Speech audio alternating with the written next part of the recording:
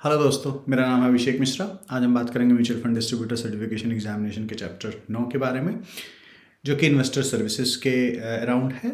इसका part 1 video आज हम करेंगे, जिसमें सर्टेन कॉन्सेप्ट्स के बारे में बात करेंगे, और पार्ट 2 वीडियो में जो रिमेनिंग पार्ट्स है उसके बारे में डिटेल में डिस्कस करेंगे। चलिए मूव करते हैं पहली स्लाइड पे।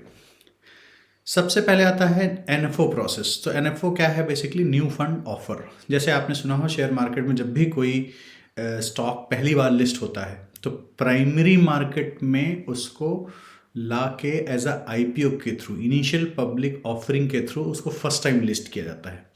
वैसे ही म्यूचुअल फंड में जब किसी भी म्यूचुअल फंड स्कीम को फर्स्ट टाइम लॉन्च किया जाता है तो उसको एनएफओ बोलते हैं। एनएफओ का फुल फॉर्म होता है न्यू फंड ऑफर।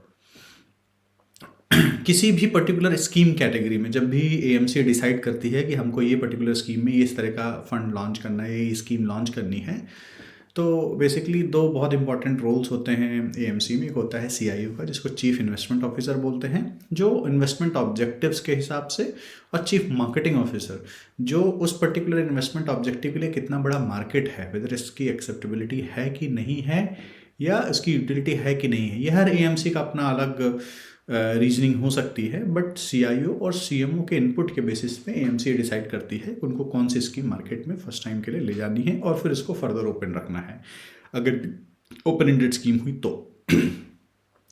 सो एनएफओ जो है उसी मतलब कैटेगरी में ला सकते हैं जिसमें एएमसी का और कोई फंड ना हो, है ना। जैसे अगर कोई स्मॉल कैप है तो हर एएमसी का एक ही स्मॉल कैप हो सकता है, एक ही लार्ज कैप हो सकता है, या एक ही लार्ज एंड मिड कैप हो सकता है। तो ऐसा नहीं है कि एक कंपनी का ऑलरेडी स्मॉल कैप फंड है, वो दूसरा स्मॉल कैप कुछ दूसरे नाम से, कुछ दूसरे तरीके से लेके आ रही है, अलाउड नहीं है। सिर्फ कुछ कैटेगरीज हैं जिसमें आप मल्टीपल फंड्स ला सकते हैं, जैसे जो सेक्टोरल स्कीम होती हैं या थीम बेस्ड स्कीम होती हैं, इंडेक्स बेस्ड स्कीम होती हैं, फंड ऑफ फंड्स होती हैं। तो बेसिकली चूंकि इंडेक्स बेस्ड जो फंड होते हैं, दिखने में तो वो एक कॉमन थीम है, बट बेसिकली कभी वो सेंसेक्स 30 को रेप्लिकेट करेगा, कभी वो मिड कैप इंडेक्स को करेगा, कभी वो निफ्टी 50 को करेगा। तो इस हिसाब से उसके वेरियस फ्लेवर्स हो सकते हैं। तो इसलिए इंडेक्स, सेक्टर, थीमेटिक और फंड्स ऑफ फंड्स में एएमसीज के मल्टीपल फंड्स हो सकते हैं। तो एनएफओ प्रोसेस को लाने के लिए सबसे इंपॉर्टेंट पार्ट होता है कि एएमसी सबसे पहले एसआईडी प्रिपेयर करती है एनएफओ के लिए।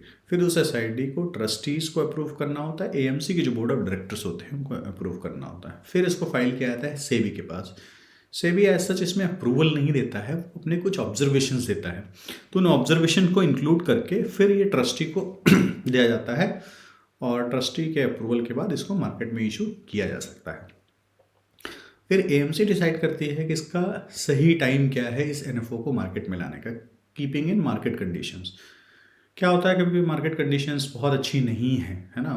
अब लोगों का, इन्वेस्टर्स का मूड इन्वेस्टिंग की तरफ ज़्यादा नहीं है, मार्केट ऑलरेडी बहुत किसी पर्टिकुलर सिचुएशन की वजह से बहुत डाउन है, नया इन्वेस्टमेंट नहीं आ रहा है, तो एमसीज इसको थोड़ा टाइम के लिए पोस्टपोन कर सकते हैं।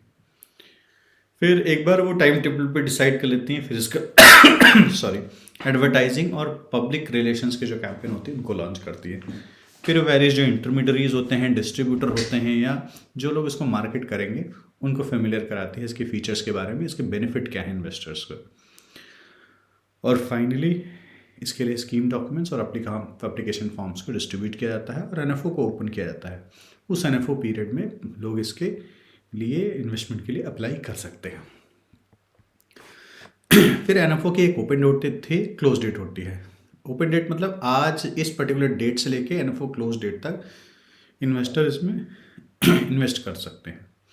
उसके बाद जो वो स्कीम क्लोज हो जाती है फॉर टाइम बिंग। उसके बाद ये फिर से रीपरचेज के लिए ओपन होती है। रीपरचेज का मतलब होता है आप या जैसे कि आप 5 दिन के लिए या 6 दिन के लिए मान लीजिए एनएफओ ओपन रहा, उसके बाद सर्टेन डेज के लिए क्लोज हो जाएगा, फिर से रीओपन होगा, देन इन्वेस्टर्स जो है अपना पैसा निकाल सकते हैं और नए इन्वेस्टर परचेज कर सकते हैं, है ना। तो सेबी का गाइडलाइन ये कहता है जितने भी एनएफओ हैं उनको मिनिमम 3 दिन के लिए ओपन रहना पड़ेगा, और मैक्सिमम 15 डेज के लिए एक्सेप्ट ईएलएसएस। तो जब भी ये डिसाइड हो जाए कि हाँ किसको किसको यूनिट्स अलॉट हुई हैं, जनरली आज की डेट में सारे इन्वेस्टर्स को यूनिट अलॉट हो जाती है, रिफंड नहीं होता है म्यूचुअल फंड के केस में, बट मान लीजिए कोई टारगेट हो कितना ही करना है, तो उस केस में जो भी रिफंड करना होता है इन्वेस्टर्स का वो 5 डेज़ के विद इन करना होता है। 5 दिन से ज़्यादा EMCs नहीं ले सकती हैं। फिर जो ओपन एंडेड स्कीम होती हैं उनको विद इन 5 डेज़ के बाद, अलॉटमेंट के बाद उसको रीओपन करना होता है। ऐसा नहीं है कि उस पर महीने या वीक्स लगा दे रीओपन करने के लिए। तो याद रखना है हमको, जैसे ही जो स्कीम NFO का क्लोज़र डेट निकला, NFO क्लोज डेट निकला, उसके 5 दिन के अंदर यूनिट्स अलॉट हो जानी चाहिए, या जिसको यूनिट अलॉट नहीं हुई है उसको रिफंड हो जाना चाहिए पैसा। और जब अलॉटमेंट जिस दिन हुआ है उसके 5 दिन के अंदर वो ओपन एंडेड स्कीम फिर से रीओपन हो जानी चाहिए सेल और रीपरचेज के लिए। अगर ये क्लोज एंडेड फंड है तो ऑब्वियसली ये रीओपन नहीं होगा, तो ये पर्टिकुलर पार्ट अप्लाई नहीं होता है। बात करते हैं इन्वेस्टमेंट प्लान और सर्विसेज की। तो 2 तरह के प्लान होते हैं, एक होता है कि डायरेक्ट प्लान, एक होता है रेगुलर प्लान। सिंपली आप मान के चलो, डायरेक्ट जो प्लान होता है उसमें आप डायरेक्टली AMC से खरीदते हो, कोई बीच में डिस्ट्रीब्यूटर, ब्रोकर या एजेंट नहीं होता है कोई सब फैसिलिटेट करने वाला। आप जो है जब डायरेक्टली AMC से खरीदते हो तो उसका NAV जो होता है वो थोड़ा आपके फेवर में होता है, तो आपका जो बेनिफिट है वो थोड़ा ज़्यादा होता है। और जो आप डिस्ट्रीब्यूटर के थ्रू जाते हो, चूँकि डिस्ट्रीब्यूटर आपको सर्विसेज देता है, आपको एडवाइस करता है म्यूचुअल फंड के पर्सपेक्टिव से, और आपका इन्वेस्टमेंट को पूरा एंड टू एंड मैनेज करता है। इसलिए आप जब डिस्ट्रीब्यूटर के थ्रू जाते हो तो उसके लिए आप रेगुलर प्लान चूज़ करते हो। ऐसा नहीं हो सकता आप डिस्ट्रीब्यूटर के थ्रू जा रहे हो डायरेक्ट प्लान चूज़ कर सको, वो जनरली नहीं होता है। और जो रेगुलर प्लान होता है जिसमें डिस्ट्रीब्यूटर का कमीशन या उसका कट इंक्लूडेड होता है, उसका जो टोटल एक्सपेंस रेशियो होता है वो हमेशा जो है डायरेक्ट प्लान से ज़्यादा होगा, और उसका NAV जो होगा डायरेक्ट प्लान से कम होगा, क्योंकि NAV में वो ऑलरेडी एडजस्टेड होता है TER। So most of the scheme जो है 2 तरह के ऑप्शंस ऑफर करती हैं। एक मतलब ये जो प्लान है डायरेक्ट और रेगुलर, इसके अलावा एक होता है ग्रोथ ऑप्शन, एक होता है IDCW, इनकम डिस्ट्रीब्यूशन कम कैपिटल विड्रॉल। पहले के टाइम पे इसको डिविडेंड प्लान बोलते थे, बाद में इसके नॉमेनक्लेचर को ठीक किया सेबी के एक सर्कुलर के थ्रू। और इसमें एक तीसरा ऑप्शन भी है ऑब्वियसली, जैसे आप इनकम कम डिस्ट्रीब्यूशन विड्रॉल को आप री इन्वेस्ट करना चाहो तो उसको बोलते हैं री इन्वेस्टमेंट ऑफ IDCW। तो ये 3 तरह के ऑप्शंस होते हैं, बट मेनली देखा जाए उसको, अगर री इन्वेस्टमेंट को भी IDCW का पार्ट मान लिया जाए तो ग्रोथ और IDCW। बात करते हैं कि जब भी किसी डिविडेंड, जो IDCW स्कीम होती है उसमें डिविडेंड जब भी पे किया जाता है तो जो उसका यूनिट होता है, यूनिट का जो NAV होता है उस पर्टिकुलर फंड या स्कीम का जो NAV होता है, जितना डिविडेंड पे आउट किया गया होता है उसी के कंपैरिजन में वो NAV नीचे गिर जाती है, क्योंकि वो NAV से ही आपको नेट एसेट वैल्यू से ही निकाल के वो पैसा डिविडेंड दिया जा रहा है। उस नेट एसेट वैल्यू से जो डिविडेंड दिया जा रहा है उसमें कुछ ग्रोथ वाला पार्ट होता है और कुछ कैपिटल वाला पार्ट होता है। तो जिस मतलब जो रिड्यूस्ड NAV होती है, जिस पे जब आपको डिविडेंड दे गया उसका तुरंत अगले दिन, नेक्स्ट डे, या जिस दिन उसको डिविडेंड दिया गया है उसी दिन उसका NAV जब गिर जाता है तो उसको एक्स डिविडेंड NAV बोलते हैं। After a dividend is announced until it is a paid out, मतलब आज बोल दिया कि हाँ डिविडेंड जो है आज से 10 दिन बाद मिलने वाला है, बट अभी उसको पेमेंट नहीं की गई है, तो उसके बीच का जो पीरियड होता है उसको कम डिविडेंड NAV बोलते हैं। सिर्फ आपको याद रखना है कि जो एंट्री और एग्जिट लोड होते हैं, तो एंट्री लोड आज की डेट में बैंड है, कोई एंट्री लोड नहीं लगता। अगर आपने 10,000 रुपये किसी फंड में लगाए हैं तो एंट्री लोड कुछ भी नहीं होगा। 10,000 का अमाउंट आपको 10 रुपये के हिसाब से 1,000 यूनिट्स, बट इसमें से जो भी कुछ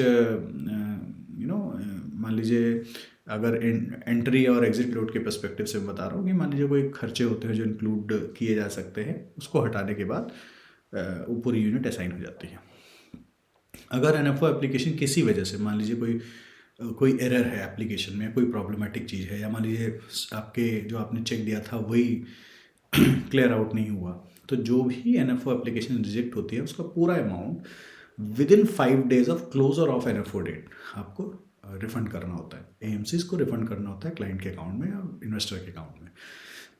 अगर 5 दिन के अंदर वो AMCs रिफंड नहीं कर पाती हैं तो उनको 15% पर एनम के हिसाब से जितने दिन भी डिले होता है AMCs को पे करना पड़ता है इन्वेस्टर को। और इन्वेस्टर्स को एक कंसोलिडेटेड अकाउंट स्टेटमेंट मोस्टली आजकल की डेट में ईमेल के थ्रू भेजा जाता है सबको, सारे इन्वेस्टर्स को। पिछले जैसे आज अभी अगर मैं मानूँ 4 जनवरी है तो it may be next week और सो 31 दिसंबर तक का पूरा स्टेटमेंट, एक उसको बोलते हैं कंसोलिडेटेड अकाउंट स्टेटमेंट, वो पूरा एएमसीज को भेजना होता है सारे इन्वेस्टर्स को।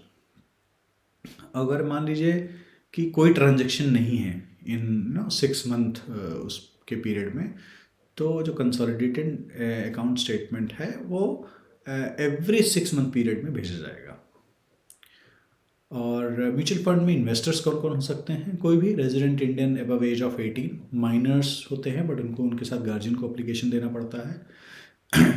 HUFs होते हैं, हिंदू अनडिवाइडेड फैमिली, जिसमें वो कर्ता के थ्रू वो लोग अप्लाई कर सकते हैं।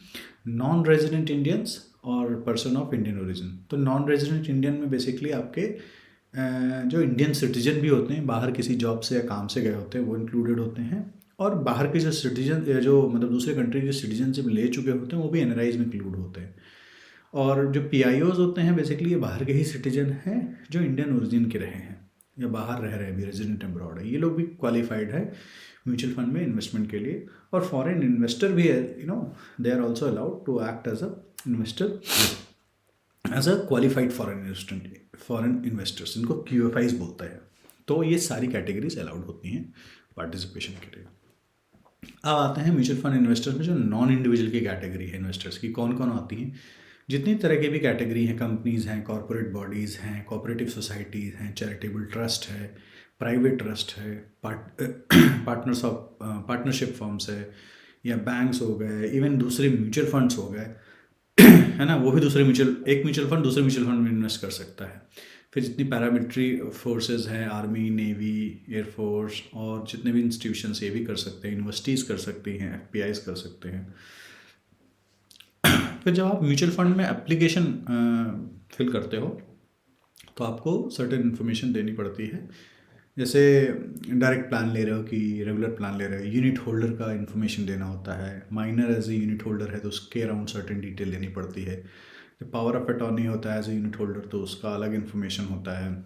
फिर होल्डर का स्टेटस क्या है और उसका मोड ऑफ होल्डिंग क्या है, सिंगल है कि जॉइंट है। KYC डिटेल, आपका नेम, एड्रेस, पैन कार्ड, आपकी आइडेंटिटी, फोटोग्राफी, ये सब KYC का पार्ट होता है। फाटका and CRS basically US government के साथ इंडियन गवर्नमेंट का ये एग्रीमेंट है जिसके थ्रू ये फाटका और कॉमन रिपोर्टिंग स्टैंडर्ड की जो रिक्वायरमेंट है उसके तहत जो भी इंफॉर्मेशन सारे म्यूचुअल फंड इन्वेस्टर, स्पेशली जो मतलब जो जैसे US में कोई रह रहा है इंडियन, वो इंडियन म्यूचुअल फंड में इन्वेस्ट कर रहा है तो उसको फाटका और CRS कंप्लाइंट होना ज़रूरी है। जो मान लीजिए इंडिया में ही रह रहा है, उसको फाटका से कोई मतलब ही नहीं है, तो उसको एक डिक्लेरेशन देना होता है कि उसका फाटका उसके ऊपर एप्लीकेबल नहीं है, या US या कनाडा में नहीं रहा है, नहीं रह रहा है।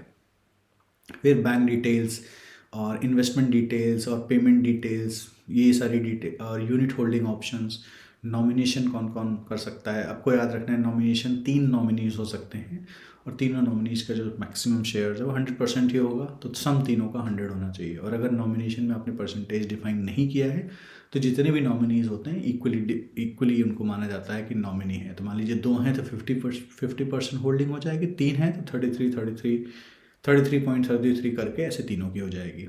और फिर मिनिमम इन्वेस्टमेंट क्या है, जो भी सिड और किम में होता है वो इन्फॉर्मेशन वहाँ रहती है।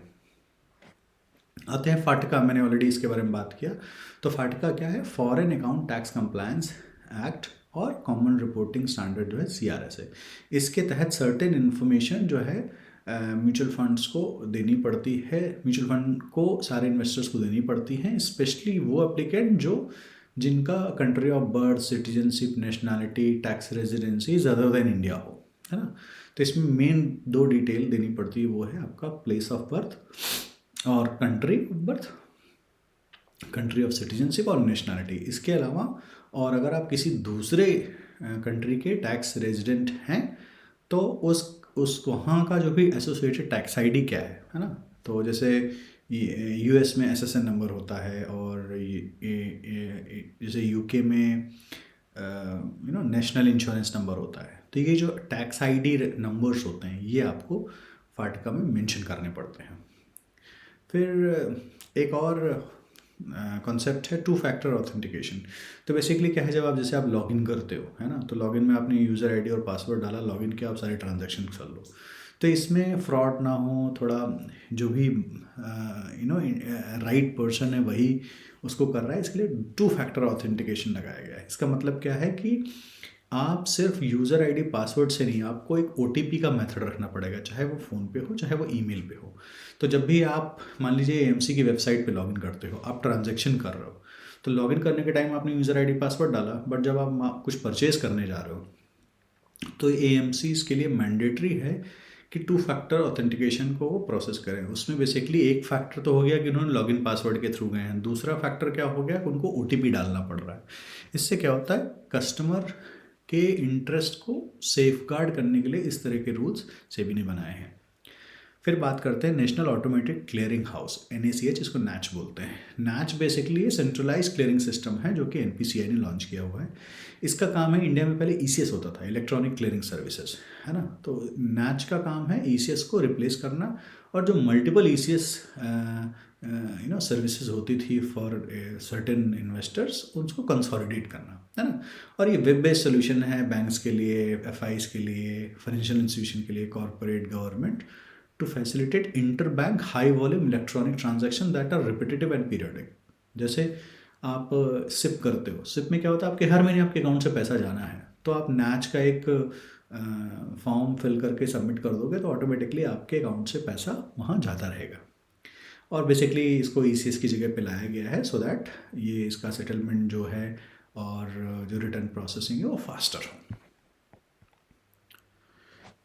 मूव करते हैं वन टाइम मैंडेट पे। One time mandate is a payment facility जहाँ पे इन्वेस्टर अपने बैंक्स को ऑथराइज करता है कि किसी भी पर्टिकुलर म्यूचुअल फंड से कोई डिमांड आती है फॉर परचेज ऑफ यूनिट्स, तो आप मेरे इस बैंक अकाउंट से ये पैसा डेबिट कर लो, है ना। और ये अगेन कैसे होता है, NACH के through, national automatic clearing house के थ्रू। इसमें क्या होता है, एवरी टाइम जब आप ट्रांजैक्शन करो तो आपको पेमेंट इनिशिएट करने की जो ज़रूरत होती है उसको आप ख़त्म कर देते हो। तो वन टाइम जो मैंडेट होता है, इसमें आपको एक बार अपने बैंक अकाउंट रजिस्टर करना पड़ता है और एक फोलियो लेवल पे। तो मान लीजिए किसी इंडिविजुअल का एक फोलियो लेवल पे आपने OTM रजिस्टर कर दिया है, बट अगर आप वही बंदा, उसने दूसरा फोलियो क्रिएट किया है, उसमें OTM नहीं मैंडेट किया है, तो उसके लिए उसको अलग से एक फॉर्म भर के करना ही पड़ेगा, या फिर वो अपना फोलियो सारे कंसोलिडेट करके एक पर्टिकुलर AMC में एक पर्टिकुलर होल्डिंग के लिए एक ही रखे। तो हमको याद रखना, जो OTM होता है ये एक फोलियो लेवल पे होता है। जो म्यूचुअल फंड्स में specify the schemes and type of purchase transaction that can be conducted through OTM। Fresh lump sum purchase हो गया, एडिशनल परचेज हो गया, सिप इन्वेस्टमेंट हो गया, मतलब कौन कौन सी स्कीम्स या किस किस तरह की ट्रांजैक्शन या परचेज हैं जो म्यूचुअल फंड स्पेसिफाई करता है, जो कि OTM के थ्रू हो सकती हैं। और OTM जो है आप यूज़ कर सकते हैं eligible purchases through physical, online, SMS या other modes of transaction offered by the mutual fund. ऐसा नहीं कि सिर्फ ऑनलाइन ही आप कर सकते हो, आप फिजिकल फॉर्म भर के भी सेम कर सकते हो और SMS के भी थ्रू कर सकते हो। कैश पेमेंट्स, तो जनरली म्यूचुअल फंड क्या होता है, एक्सेप्ट नहीं करते हैं कैश इन्वेस्टमेंट के लिए। वो बहुत स्मॉल इन्वेस्टर्स हैं जो टैक्स पेयर्स नहीं हैं, जिनका पैन और बैंक अकाउंट नहीं है, जैसे फार्मर्स, स्मॉल ट्रेडर्स एक्सेट्रा, वो लोग सर्टेन ट्रांजैक्शंस कर सकते हैं कैश के, बट उसमें 50,000 पर इन्वेस्टर पर म्यूचुअल फंड पर फाइनेंशियल ईयर ही होना चाहिए। इसके लिए एक लंबा भी खैर प्रोसीजर है, फॉर्म वॉर्म फिल करने पड़ते हैं, आपको फिजिकली जा करके वो करना पड़ेगा। ये फैसिलिटी सिर्फ और सिर्फ रेजिडेंट इंडिविजुअल के लिए है, या सोल प्रोप्राइटरशिप के लिए है, या माइनर्स के लिए है जो अपना इन्वेस्टमेंट अपने गार्जियन के थ्रू कर रहे हैं। उनको भी मतलब भले वो लोग कैश डिपॉजिट कर रहे हैं, पर उनको KYC के जो नॉर्म्स हैं, KYC का जो फॉर्म फिल करना पड़ता है, जो डॉक्यूमेंट लगाने पड़ते हैं, वो लगाना ही पड़ता है, चाहे उनके पास पैन हो या ना हो, है ना। मूव करते हैं कैश पेमेंट के फर्दर। तो जब कैश पेमेंट करनी हो तो वहाँ पे आप ऑनलाइन प्रोसेस नहीं कर सकते हो। उसके लिए क्या होगा, आपको एप्लीकेशन जो है फिजिकल मोड में ही डालनी है ना, अगर आपको कैश पेमेंट वाला ऑप्शन चूज़ करना है। तो एक प्रिस्क्राइब डिपॉजिट स्लिप होती है कैश इन्वेस्टमेंट के लिए, जो इन्वेस्टर सर्विस सेंटर होते हैं जैसे कैम्स के, आप वहाँ जा करके उसमें स्कीम की डिटेल के साथ लिख करके, अमाउंट वगैरह लिख करके वहाँ आप डिपॉजिट कर सकते हो। और डिपॉजिट जो स्लिप होगी उसके साथ कैश के साथ सर्टेन बैंक ब्रांचेस होती हैं जो डिजिग्नेटेड होती है इस पर्पज़ के लिए। हर ब्रांच में ये सब काम नहीं हो सकते, वहाँ पे आप कैश जमा कर सकते हैं। और फिर जो acknowledgement copy of bank slip है उसको लेकर के जो आपका एक्चुअल एप्लीकेशन फॉर्म है या ट्रांजैक्शन स्लिप है उसके साथ आपको इन्वेस्टर सर्विस सेंटर में टाइम स्टैंपिंग के साथ सबमिट करना होता है। सबसे पहले प्रोसेस क्या होता है कि आपको बैंक में वो जमा करके डिपॉजिट स्लिप लेना होता है। उस डिपॉजिट स्लिप को लेकर के एप्लीकेशन फॉर्म के साथ आपको इन्वेस्टर सर्विस सेंटर में जाकर के टाइम स्टैंपिंग करवानी पड़ती है। जो भी रीपेमेंट होगा इन फॉर्म ऑफ रिडेम्पशन या डिविडेंड पेमेंट्स वो बैंकिंग चैनल के ही थ्रू होगा। उसके लिए pay out bank details have to be provided in the application form. बात करते हैं instant access facility. Instant access facility क्या होता है कि जैसे आप लिक्विड फंड में आपने कुछ पैसा डाल रखा है, आपको अर्जेंटली पैसा चाहिए, तो आप तुरंत ट्रांजैक्शन करो और सर्टेन अमाउंट जो कि आज की डेट में 50,000 है, 50,000 मैक्सिमम अमाउंट तक आप तुरंत का तुरंत एक्सेस कर सकते हो। तो मोस्टली ये तरह की जो ऑफरिंग्स है म्यूचुअल फंड एएमसीज किस में कर सकती है, लिक्विड स्कीम में। तो बहुत सारे इस जो म्यूचुअल फंड एएमसीज हैं वो लोग क्या करती हैं आजकल, एक कार्ड भी, डेबिट कार्ड भी ऑफ़र करती है। मुझे याद है कि निपॉन एएमसी जो है वो ऑफ़र करती थी पहले, और उस कार्ड के थ्रू आप जाकर के 50,000 तक पैसा कभी भी निकाल सकते हो। बट हाँ, 50,000 और 90% of the latest value in the scheme. मान लीजिए 40,000 इन्वेस्टमेंट हुआ तो 40 के 40 पूरा निकाल पाएगा वो 36,000 विच इज़ 90% ऑफ 40,000। जो भी लोअर लिमिट हो 50,000 या 90% ऑफ जो भी लेटेस्ट वैल्यू है। ये पर डे पर स्कीम पर इन्वेस्टर, ऐसा नहीं है आज 50,000 निकाल सकता है कल 50,000 निकाल सकता है, अगर लीजिए मान लीजिए बड़ा अमाउंट पड़ा है तो। आज के वीडियो में इतना ही। अगर आपको वीडियो अच्छा लगा प्लीज़ लाइक एंड सब्सक्राइब। मैं पार्ट 2 के वीडियो में इसके सर्टेन और कॉन्सेप्ट्स बचे हुए हैं उसको लेके आऊँगा। चूँकि ये वीडियो बहुत बड़ा हो जाता है इसलिए मैंने इसको 2 पार्ट में ब्रेक किया है, और थर्ड वाले में हम एज़ यूजुअल अपना क्वेश्चंस एंड आंसर देखेंगे, मॉक टेस्ट के बारे में बात करेंगे। तब तक के लिए थैंक यू, बाय बाय।